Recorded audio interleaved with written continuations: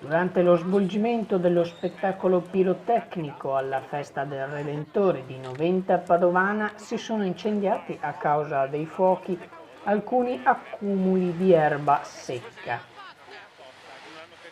L'erba infatti dopo essere stata tagliata non è stata rimossa causando l'imprevisto. Stupiti e divertiti gli spettatori, un po' meno gli organizzatori.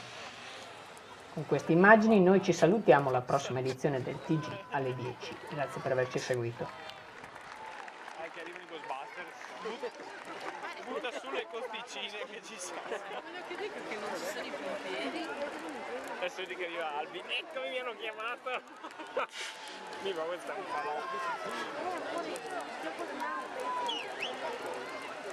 Questi sono i fuochi più belli.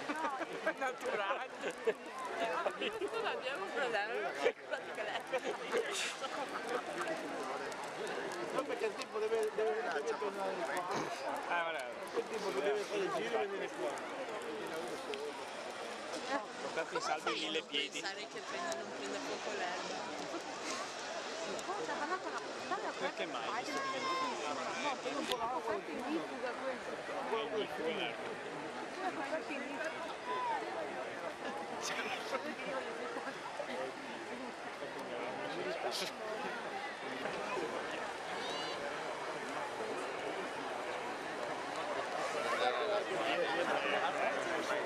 Ah, ma aspetta, non è finito. Penso, in tre No, botti. sta ancora bruciando là, vedi?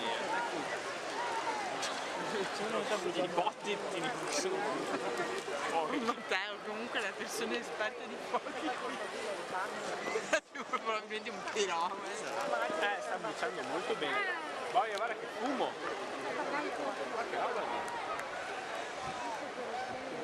Ma la situazione non fa un cazzo perché è sotto il coso, vedi? Da dove spara lui non. No, più che altro se non sai buttare bene le